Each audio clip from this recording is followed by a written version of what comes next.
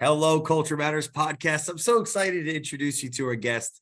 But before I do that, here's a quote I picked just for this episode. I don't believe in luck. I believe in being prepared for the right opportunity when it presents itself. Christopher Stevens, the one and only Christopher Stevens, is on today. I was actually watching one of our first interviews together over 4 years ago. Christopher did me the honor by letting me come into his office as a leader, owner of Keller Williams Philadelphia, and authority over the greater tri-state area of the New York region, and all these other amazing things which have transpired since we last spoke. But Christopher is a good friend, a good man, someone that has supported Culture Matters way before any of you were listening to us on the Culture Matters podcast in this medium. And man, it's so great to have you back. Hundreds and hundreds of people rely on his leadership every day, every year in the real estate industry to support their families with transactions that we might take for granted, like home purchases or home sales and so much more. And, from working in a restaurant at 13 to leading many leaders in the real estate industry, my man has just been crushing it for years now. So thanks for coming on the show. Thanks for having me, Jay. It's been a while since we've chatted, but I feel like every time we do talk, it's like we've never skipped a beat. I think that lends itself to what our relationship really is about. So I appreciate you, and I'm so happy to see your success. I've been watching you from a distance, and certainly you've come a long way since we started talking, like what, 5-6 years ago. Geez, I mean, I guess we could start there, right? Because you came, it's about to be 7th year anniversary as a owner of Keller Williams, essentially, for you. You came from the culinary background, executive chef at those Wolfgang type restaurants. Yeah. I came from a whole different industry in the fitness area and really to go into the culture. What's it like being the orphan, in a sense, in a new culture, in a new industry, and then overcoming some of those hurdles? Anybody that's been in the restaurant biz, so to speak, right? I was in it for well over 20 years, and was in some respects at the highest level. And you gain a lot of grit during that time because of the hours that you have to work. It's very demanding, it's labor intense, it's stressful. When I was younger, there's partying that goes along with it. And, if you've ever watched or seen or read Kitchen Confidential with Anthony Bourdain, he kind of gave you a behind the scenes or a look under the hood of what goes on in the back of the house, the restaurant business, So I think that lent itself in regards to me segueing into the real estate industry. Having that grit and that customer service type background is very relatable to real estate. So, it was a little scary, getting out of the restaurant business where I was the expert and then getting into real estate where I was a rookie, and I kind of had to reinvent myself. But one thing about me is I was always good as an entrepreneur to be able to jump off the cliff and spread my wings. And I'm okay getting the bumps and the bruises on the way down. But I believed in myself, and I knew that with my work ethic and things I learned, in the restaurant business that were relatable and carried over to real estate, that I'd be okay. It comes to mind that you're the perfect person, even in this time, to have on, because you went into the business from owning a restaurant to being a realtor at Remax at the time, all the way back then. Yeah. Now, what are some of the things that led to your success quickly? Because right now, people that put on the news, they see rates are up. In and around real estate, it's a time of uncertainty, and certain behaviors are likely more important than others to be successful, right? So if we're going and picking your brain when you first had started doing transactions, coming right out of that other business, what are some of the things that you were doing, and what's some lessons for the people listening to this now that are either in the industry or just like straight up entrepreneurs trying to figure out how to succeed right now? I think anytime you start something, whether it be a game that you want to learn, pickleball is really popular right now, right? So if you want to learn how to play pickleball, play with people that do it at a high level. And the same holds true for anything that you want to do in business, is surround yourself with people that are doing things that you aspire or want to do. It'll get you from point A to point B a lot faster. It's no different than having a coach versus not having a coach. I firmly believe that in life, everyone needs a coach, whether it be a life coach or a business coach. It's really the only way to advance yourself. And I think for me, the one thing that I learned early on getting into real estate was I need to be around people that have done this at a high level. And the gentleman that I ended up partnering with in regards to choosing a brokerage with Remax is they mentored me. They were in the business for 18 years and it was a good fit.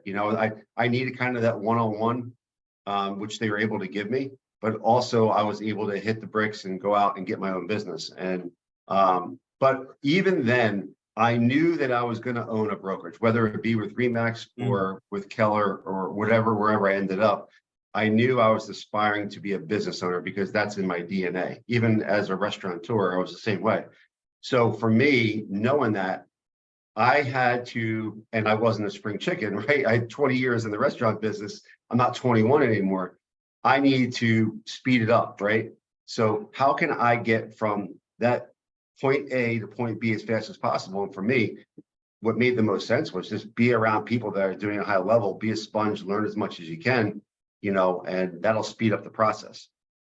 Yeah. What's your advice to those that are transitioning into a new career in midlife, even right now that are listening to this?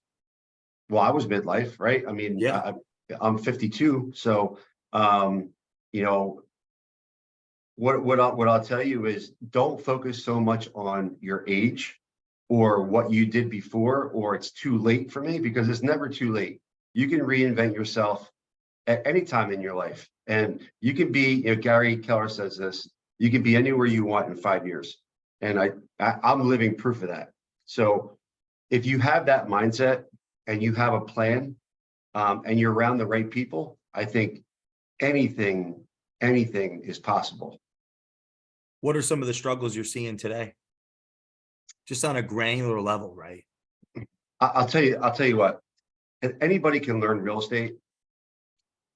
What I'm coaching to right now and what realtors are having a tough time with is the mental part of it, is creating those good habits, and having a mindset that you have to do the boring stuff consistently. And I'll give you an example. If you don't lead generate every day, 2 to 3 hours, 5 days a week, your funnel, which is your contacts or your database, is gonna dwindle and it's gonna end up empty. And you don't want that to happen, because a lot of realtors that have been in business for a long time depend on referrals, which is great. But eventually, what happens when those referrals dry up and you're not in a habit of lead generating every single day? You now are like in panic mode. So what I tell people is, do the boring things or the things you don't want to do, which is lead generating, right? Consistently do that. And buying leads is okay if you're going to supplement your business, because buying leads costs money, right? So I think the rule of thumb for me is, just do the things that are boring or things you don't want to do consistently, and you'll never get yourself into that position. Have you noticed in those that do these things and at a high level, are there certain qualities that they represent? Oh yeah, absolutely. In fact, I have it right behind me, is self-discipline. Yeah, I don't know if can you see it, because I'll read it if you can't. No, I know it. Self-discipline, is when your conscience tells you to do something and you don't talk back. Were you reading that? You know that. Yeah.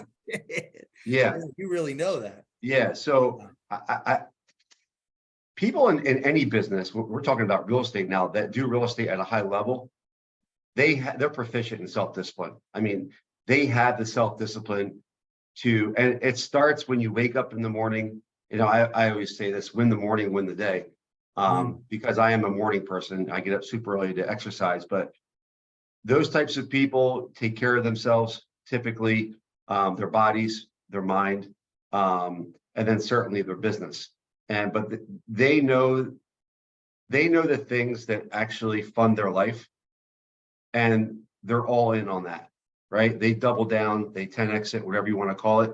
And those types of things are the things I just told you. Like the lead generation is one. Staying in contact with your database, right? Client appreciation events. And if you have a team, if you're a rainmaker or you're a team leader of a team, is making sure that you're creating a world big enough that your agents that are on your team fit inside of it. Because what happens is in any business, right? If you're a business owner, if you don't create that world big enough, people will get to a certain point that they outgrow you or outgrow your business, and they start looking for other opportunities. And that's when people leave, right? So for me, I always want to make sure that whoever's in my world, that I'm creating a world big enough and have growth opportunities for them that they don't ever want to leave. Now, there's always cases where there's another opportunity with another company that they absolutely have to take, but you've helped that person get to that point. That's a good situation, right? Didn't Darth Vader kill his mentor? He did. How do we stop that in real estate? Can we woo! That's why I love getting together with you. That's so good. That's so good. Oh my God, so good. So yeah, if we're how can we avoid that path?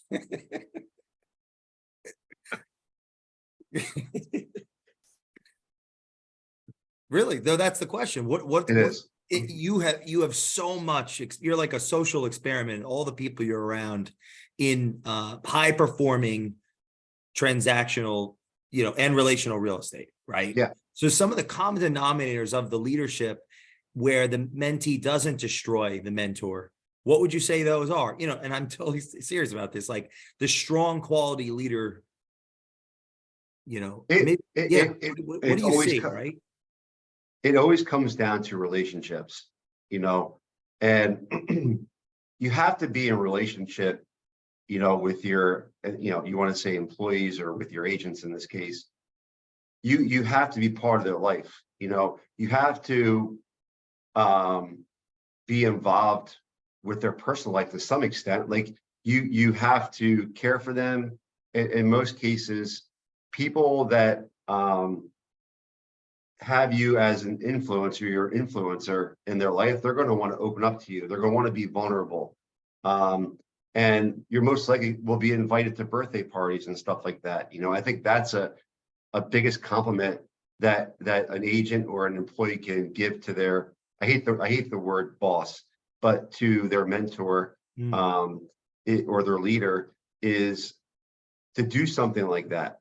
And that's why for me, in my world, my door is always open, and I have no problem being vulnerable with my leadership team, and they actually have no problem calling me out, because I think accountability is huge, right? Not just holding your staff accountable or your agents accountable, but holding you accountable. And it's good because it keeps you on your toes. It lets you know that they care. And it really is good for culture. No pun intended, because this is Culture Matters, right? But I think the culture part of it is huge. How do you create that where they do feel comfortable speaking up? You're hitting on something so important on culture, right? Because without that, it could be argued what the culture really is. It's like, Exactly. how if we can get granular for the audience, like how are you creating that where your people will feel comfortable sharing with you when you have food in your teeth? Yeah, you know what? It's trust, and trust doesn't happen overnight. So you have to spend time with them. You have to create opportunity for them. And it's that saying, right? People don't know how much you care until they know how much they don't care how much you know until you know how much you care. Yes.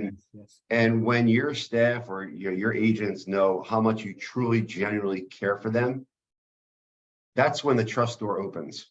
And then when they start trusting you, they'll start opening up to you. They'll start being more vulnerable to you, and that's kind of where the relationship really gains that kryptonite, is they know that you care for them and that the trust is there. And only then can that work, and that's where the culture is created. And it's when you can form that bond, it's very hard for it to be broken unless you do something to cause it to break, and that's why, the really good real estate teams that have been around for a long time, and they don't have a lot of people leaving their team, and they're very selective who comes onto their team. Because think about it. Let's just say you have a 10 agent team and you've had a 10 agent team for 2 years, and then someone comes along and wants to be on the team.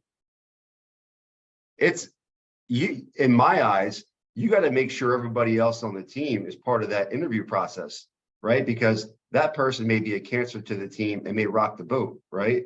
So it's no different than when you hire, for our leadership team, if we hire someone to come on to the leadership team for a various position, is that there is we call it a career visioning, but there's an interview process where that person has to meet with everybody on the leadership team. And if someone, or there's a bunch of people that on a team that are not good with that person, okay, well, let's have a conversation on why. And 9 times out of 10, we probably won't bring on that person because they're going to have to work with that person. Does that make sense? Yeah. What, where did that idea come from? You know what? I'm not quite sure where that came from, but I think I always go with what naturally feels right. And that's always been my leadership style, has been, hey, you know what? I'm not going to bring someone onto the team that may be a cancer eventually to the team. And I don't want to hear afterwards, well, you hired that person and we didn't have a say in that person coming on board. Well, you know what? We're going to make the decision together as a team. We'll succeed as a team and we'll fail as a team. And that's kind of my mantra, with our team here in Philadelphia, is that, we're all in together, whether we succeed or we fail, but we do it together. Times of conflict tend to reveal the culture. So what's it saying right now about the current state of things, and where do you see the opportunities lie? I mean, I always find opportunities in everything. So, the state of the market right now, obviously the inventory is low, interest rates are higher, and there's a lot of agents that use that as an excuse not to do any business. And yet those same people are the ones that don't do the things I just talked about, lead generate every single day and do the things necessary to be a top performing agent.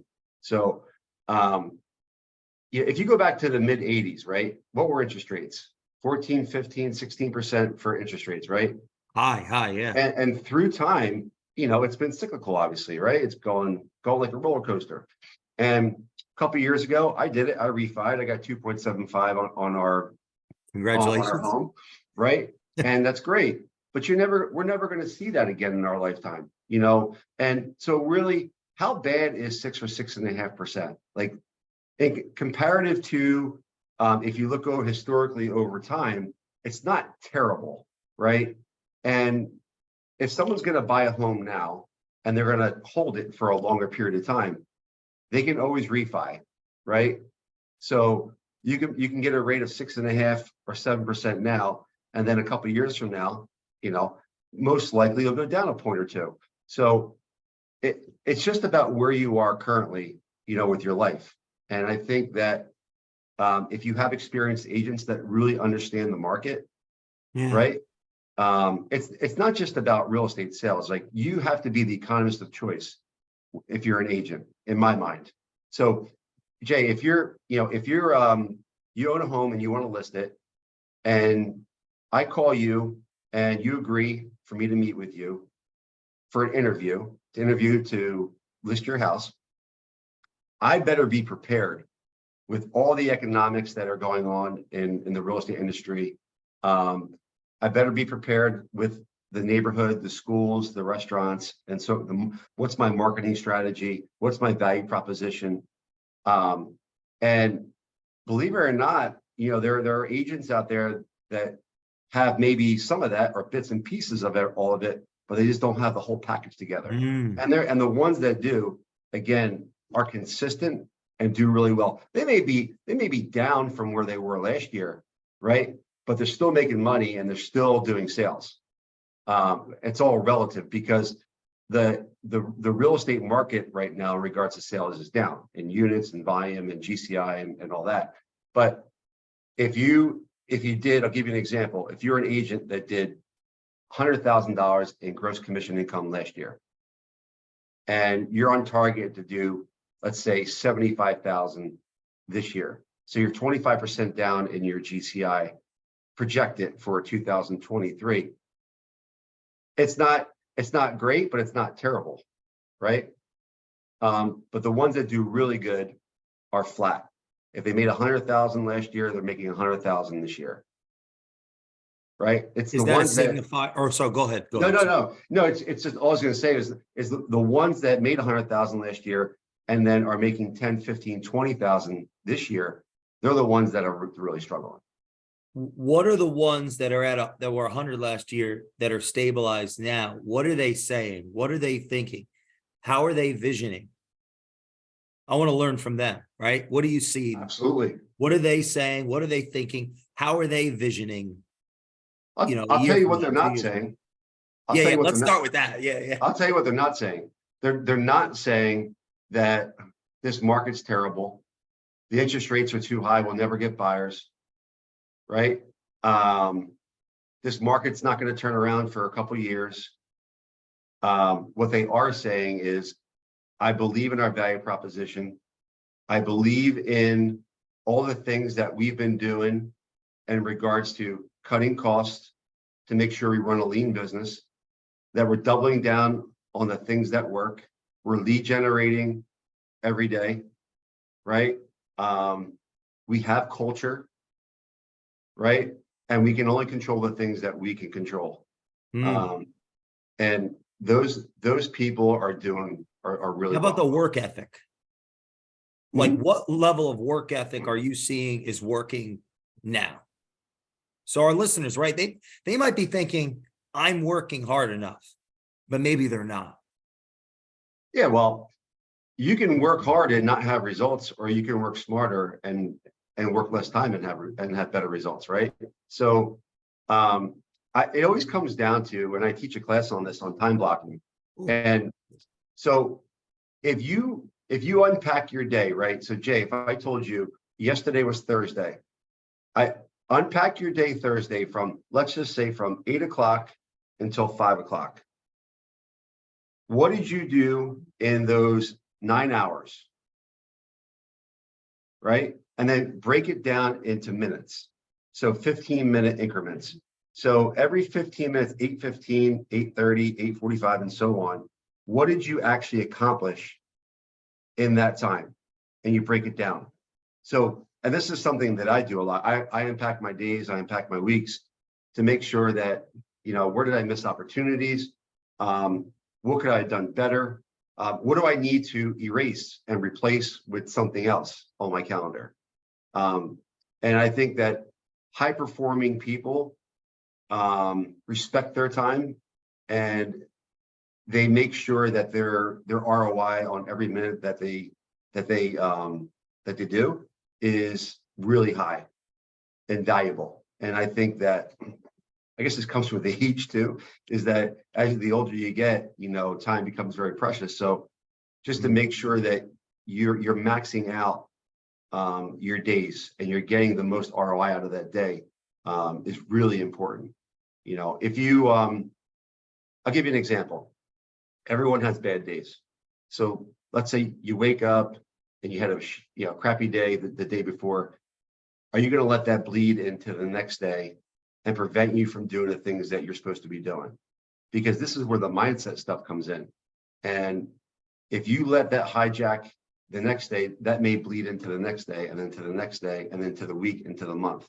And And I see a history of that with a lot of people is, sorry, my light just went off. I see a history of that where they can't reset. And if you have the ability or the self-discipline, right, to turn on that switch, all right, that's it. I had a bad day yesterday, nothing I can do about it. It's over, it's done with. Now let me get back on the horse again, let me get going. And a reset's, sometimes really, really hard to do. And it depends on what's going on. And people go through traumatic things. Everyone goes through different things. So it can be challenging. Do you think part of the value proposition of your culture is that if your switch is off tomorrow, there might be people on your team or in the market center with their switch on? And like that influences you to turn your switch back on. I know that visual just came to me. Yeah, like no, having that energy. I remember back in the day, man, when I used to come over there, I was like, the energy was just off the chain. Yeah. Just, It's important to have that energy. Even when as a leader, you're not really feeling it. But you got to dig deep. And I'm not saying by any means that you can't be vulnerable and be upset about something, because I think that's healthy. But, consistently on a day-to-day basis, if you're the leader, you got to show up and you got to kind of leave your problems out the door and be there first and foremost for your team and put yourself last. That just came to mind, that book, Leaders Eat Last by Simon Sinek, comes to mind just because when you're a leader, you eat last. You're there to provide and guide and help people that are in your organization or in your circle. And you put yourself last, because if you help enough people get what they want, you will always get what you want. And I'm a firm believer in that.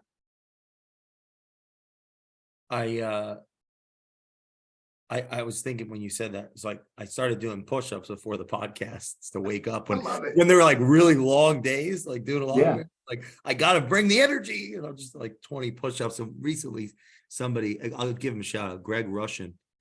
He's like, Jay, oh, you're doing push-ups? Let's do them together. I love it. Before the episode that came to mind.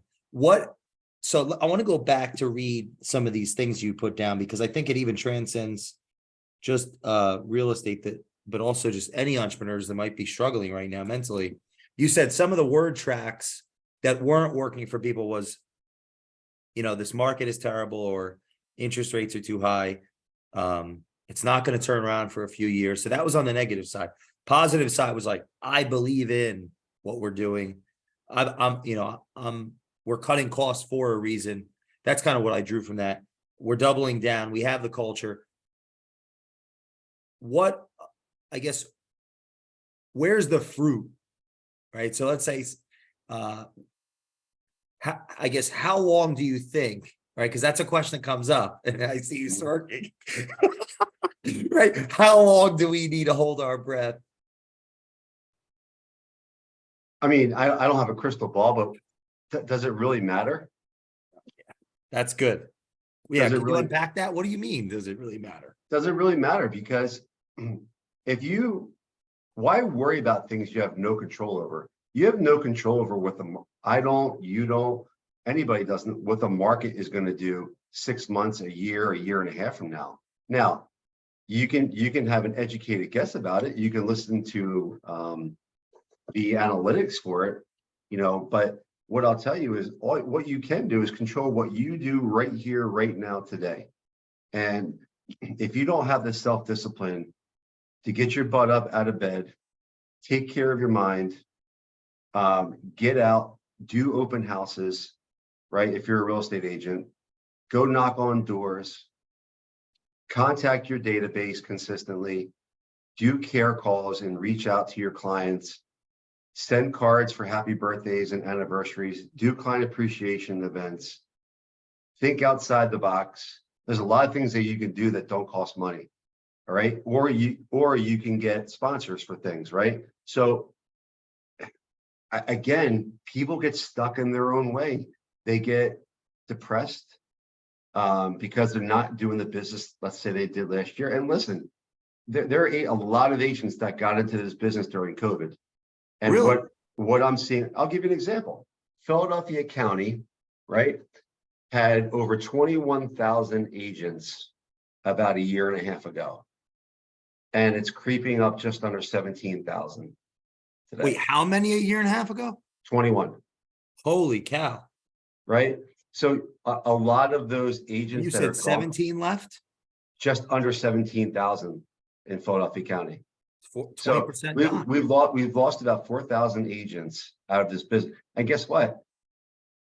Some people may say, oh my God, it's terrible.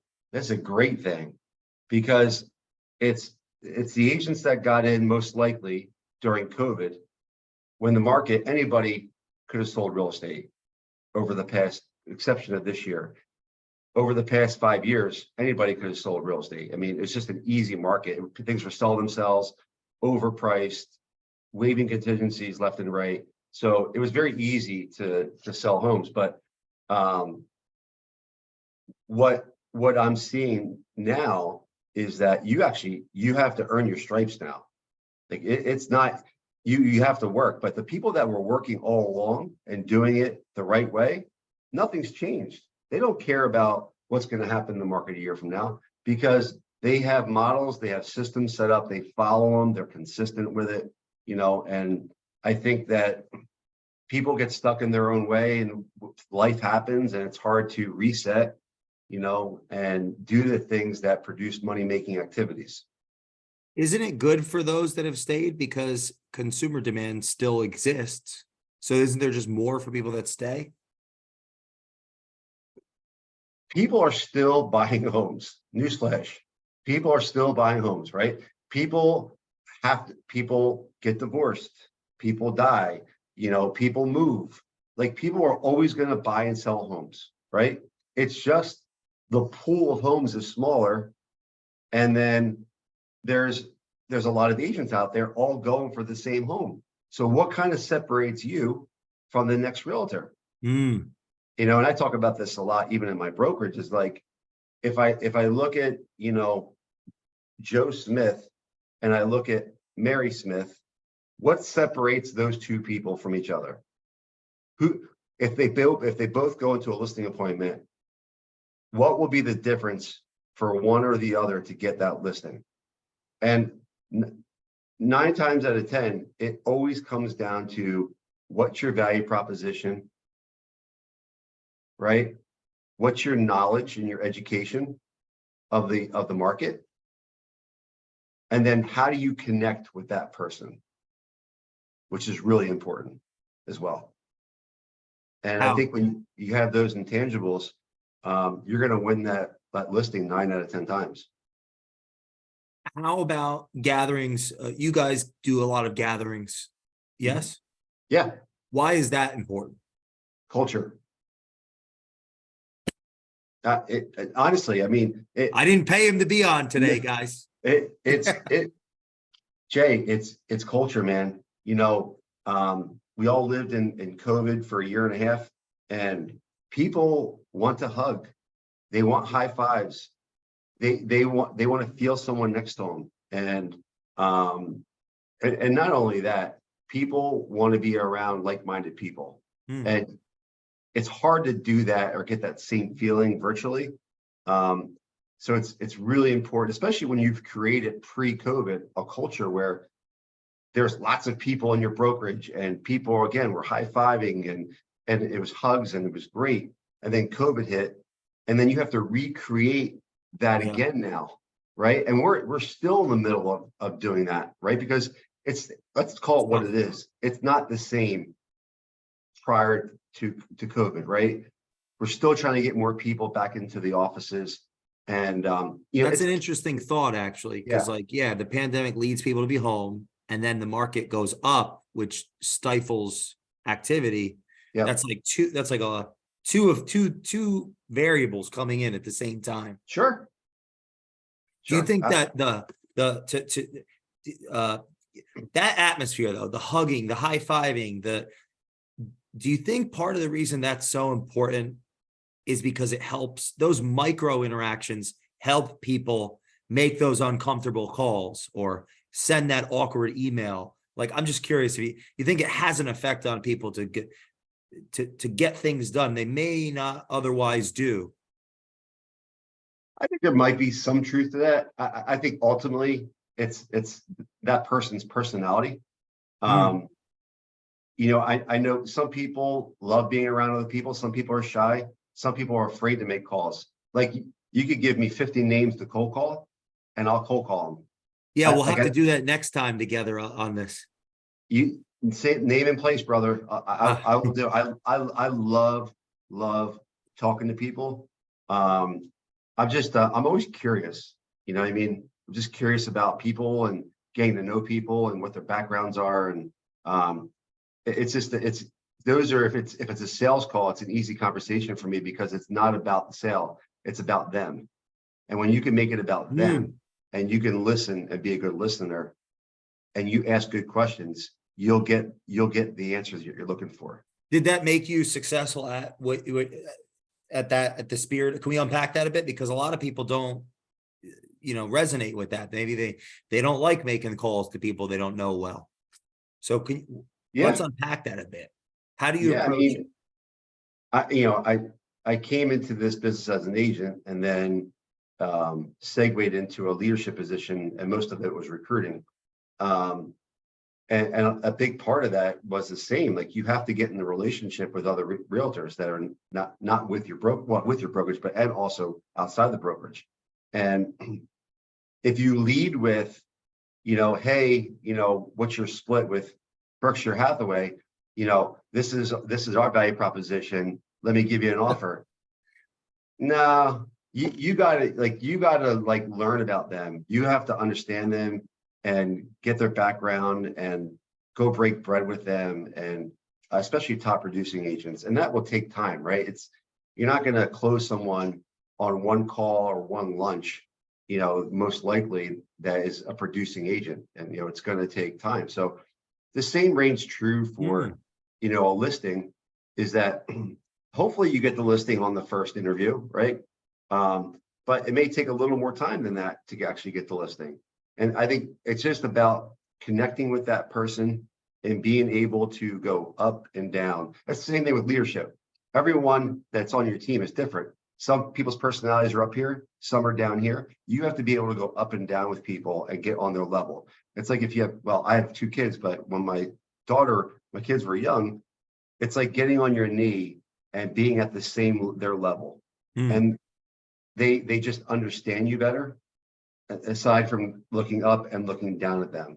And it's the same scenario. Like, if you go on a listing appointment or you're trying to get a buyer, is that you got to get on their level. You have to understand them. And once you can understand them, then you can help them. What's been your biggest lesson for 2023? Oh, that's a good question. Actually, I know exactly what it is. I know now, like, the direction I really want to go in for me personally. And it's very easy for me to say no to opportunities I know just won't work for me. Whereas before, I would internalize them and be like, yeah, maybe I can make it work. And I'm trying to find excuses to maybe say yes to it. Whereas now I'm crystal clear on like what I want and where I'm going. I think clarity is the word I want to use for 2023 for me, is something that I've learned. What are you excited for 2024? Oh my God, I'm excited for so much. I'm excited for some opportunities that probably will be coming up, and which I can't talk about yet. I'll have to have you back. Absolutely. I'm excited for some invested opportunities that I know will be available from the real estate standpoint. I think, and more importantly, I'm looking forward to helping more people grow. I think for me, it's why I do what I do. That excites me. The money part of it, I don't really worry about money. I kind of focus on helping other people get what they want. Is kind of what I focus on. What's the philosophy underneath that? Is there one? The people, Yeah. then the rest will come, or what's your thoughts? I've always had that DNA in me, even when I was in the restaurant business, as a chef, walking a plate out to a customer, and, watching them enjoy it. I didn't care about how much money I made on that plate. I cared about how much they loved it and they appreciated the food. And it's the same holds true for helping people, just knowing that you helped someone and they appreciated it. For me, it goes a long way. And that's something that has kind of always been ingrained in me. It's just part of who I am. Now I've actually now I use it as an advantage to be able to help other people get what they want, because then in turn I get what I want. Why invest? What's the value in that if someone's more 1099 or sell, Oh my, an entrepreneur, like how much time do we have? I mean, at this is a least whole 10 nother, minutes. this is a whole nother podcast. Part brother. two, we'll have to. Yeah, I mean, listen, you can get rich selling real estate, but you become wealthy owning it. And a lot of realtors that I see are just doing sales, but they don't own any real estate. And the biggest disservice they can do for themselves and for their families is not create a legacy, for themselves, and if they have kids or whatever, is not do something with those commissions. Like a piece of it goes towards a SEP, or some of it goes towards rebuilding their business so they can buy another business, or some of it goes towards flipping a house or buying a short-term or long-term rental property. And like with us here, it's great because we created some passive income opportunities for agents. Like we own a tow company, we own an insurance company, and we allow our agents to invest in that so they get quarterly distributions on that. And we also have profit share. So, if you refer someone to the brokerage, you're now part of profit share. So I just gave you like 3 passive income opportunities aside from whatever else you do outside of that. So I think for real estate agents, if you're around the right people, which is how we kind of started off this call, right, is being around the right people, being with the right company, and not just depending on real estate sales and knowing what else is out there for them, it's exciting because it doesn't just have to be, as a realtor, it doesn't have to be just real estate sales. And it shouldn't be just real estate sales because real estate's cyclical, especially most agents. Everything's kind of like up and down. Maybe you made 200,000 last year and then you made 100,000 this year. But if your expenses match the $200,000 salary and you're making 100,000, you're going to be in trouble, right? So that's a whole, I could talk about that at another time, but I think it's something that real estate agents need to understand, that they shouldn't just depend on real estate sales. They should look for other investment vehicles or platforms where they can have their money work for them. And I'm a big believer in that you should make money while you sleep. And, I have other businesses and other outlets where I make passive income that I no longer have to do anything for it now. I'm letting it work for me. So it's a good place to be in.